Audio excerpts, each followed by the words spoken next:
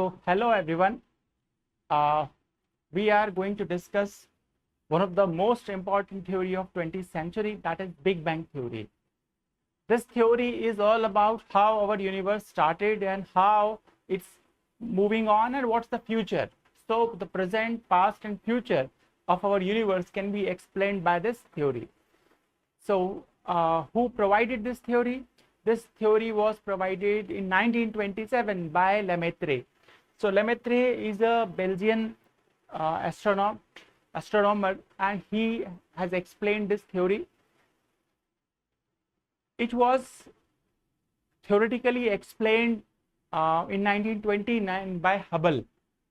So Edwin Hubble in 29 provided an explanation that this theory is true. Just after 2 years of this very theory, it was proved. How he has proved it? He has used the Doppler effect of light for proving this. So what is this Doppler effect? Doppler effect is applicable on light as well as in sound also it is applicable. So in case of light, when an object is coming closer to us, whatever light which is being emitted by that celestial body, any of the object, in that light we have more intensity of light. That means that we see if it is coming toward us, we see a blue shift, and when it is moving away from us, that it shows red shift. So through this very red shift, Edwin Hubble has tried to explain that all the celestial bodies are moving away from one another, and what this Lemaitre was saying was correct. Then comes one more name regarding this theory, and that's the Fred Hoyle. In 1949, Fred Hoyle was the one who gave this name Big Bang. In the past, when Lemaitre was explaining his theory, the word used by Lemaitre was theory of primordial atom, so or hypothesis of primordial atom. So this is something which is very basic about this theory. Myself, Manish Raghuwanshi, and we are discussing the evolution of universe. So we have talked about some basic facts when this theory was given, and now what is this theory? Why it is so important? So this theory suggests that approximately 13.78 billion years ago. Okay, so how many years? 13.78 billion years ago. So if we round it off, it can be said to be 13.8 billion, or you can, if you want to round it off, you can also say that it is 14 billion years. So anything mentioned in your book or question may be correct. So here roughly around 17.78 billion years ago, this universe was not present, and all the mass, all the energy and all the matter was concentrated at one point, and that point is called singularity.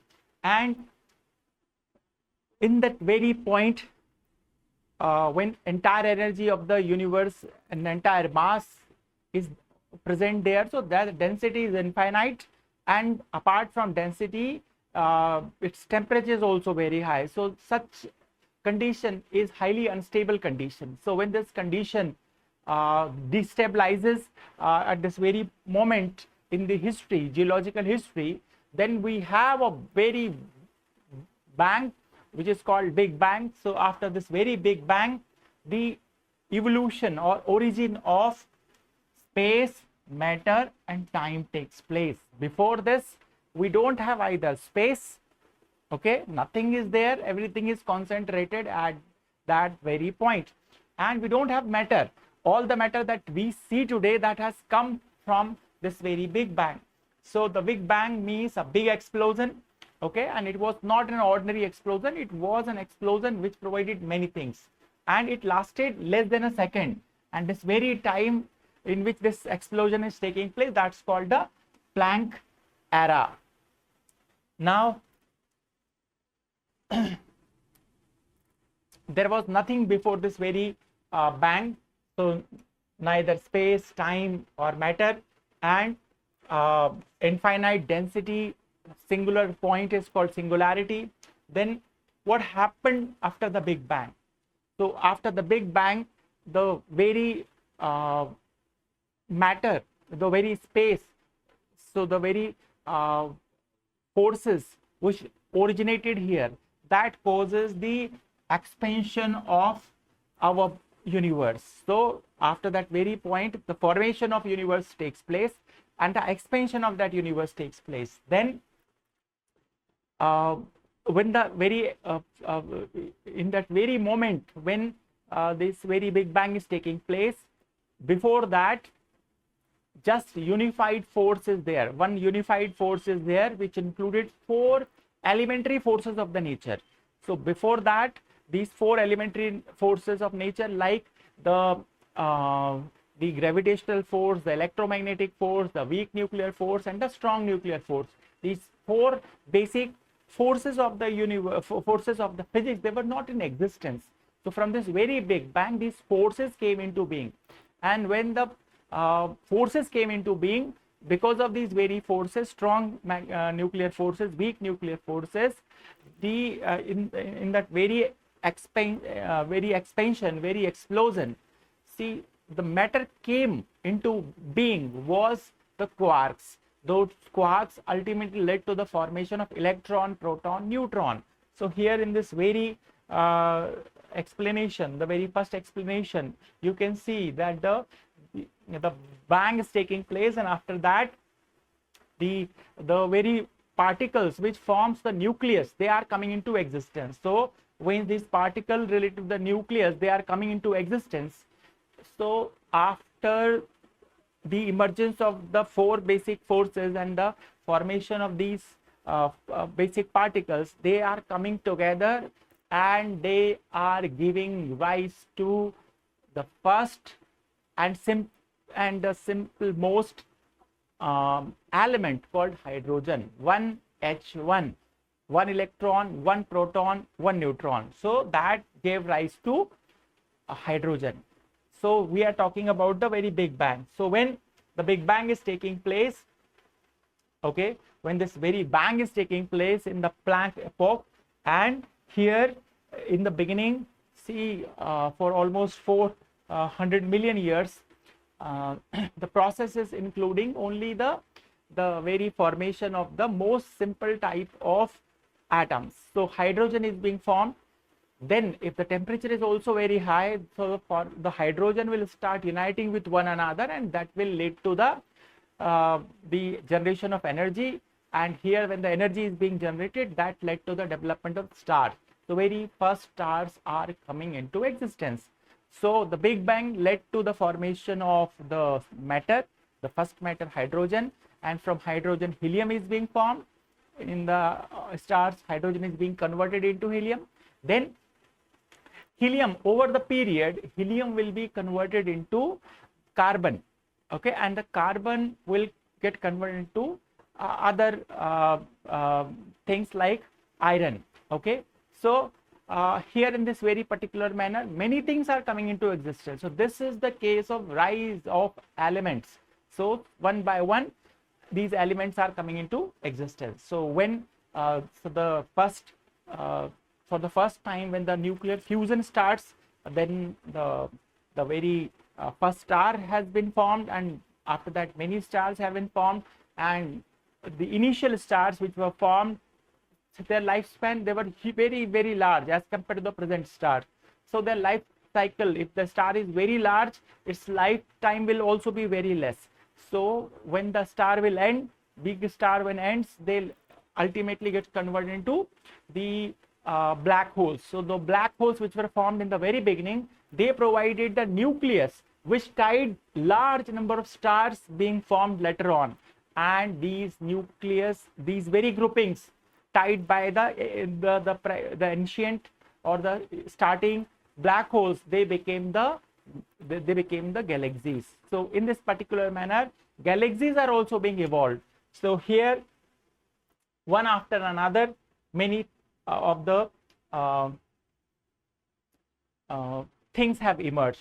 So okay, so the formation of the elements, then formation of stars, formation of galaxies, and in that way the galaxies are in ever expanding mode. So in this way you can see that the galaxies are expanding.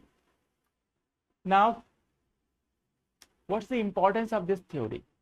Okay, so in that very manner we can explain that the things are going on. So what's the importance? It tells us how the universe was formed, so and how it will evolve. Then it gives us information about the age, structure and future of universe, when started, how it's going on, what will happen to it. So we know that if the stars have been formed because of the nuclear fusion of the hydrogen, in future when the hydrogen entire hydrogen will be utilized, so the stars will come to, the life will come to an end. So one day our sun will also die. Sun is also part of our universe.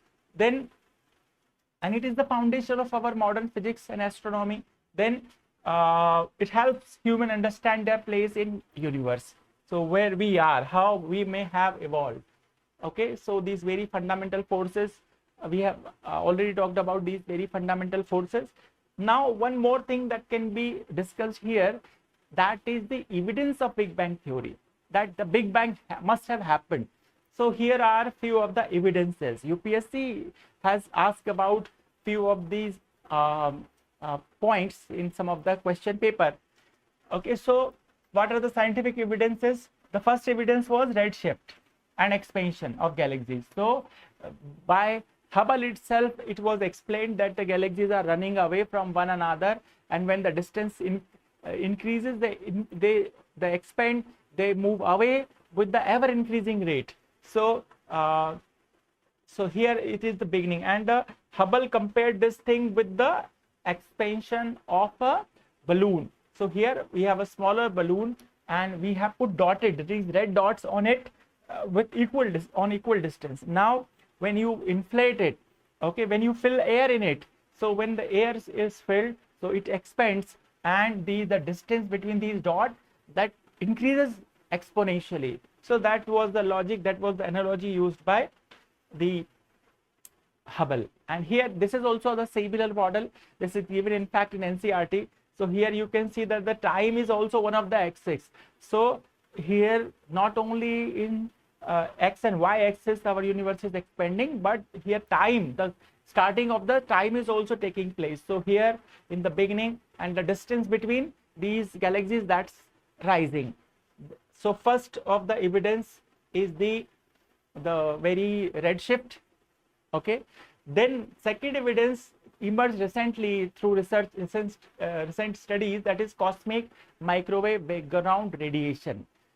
It is nothing but the echo of that very explosion that has taken place at that very time. So if that explosion has taken place, so after that whatever energy was released, so if there is nothing which can absorb that energy, so that goes on. So just like in the hills we hear the echo after a certain time, when our sound collides with the mountains and returns back. So in the similar manner, so this is microwave radiation coming from space. We can record it on Earth. So this is considered one of the most important evidence that our Earth, our universe is in this has evolved in this particular manner. Then amount of elements. Okay, so here if we see the composition of universe, then we see 74% hydrogen, roughly 24% helium. So basically 98% is contributed by these two elements in our universe. And what was the explanation of this theory? It suggested that in the beginning the most simple kind of atoms are being formed, so they are hydrogen. So the very hydrogen and the coupling of hydrogen is creating helium. So the very explanation is almost similar, which is predicted by the theory. The theory suggests that most of the element in the universe must be hydrogen and helium. So these are the very evidences suggested by the theory. Okay, so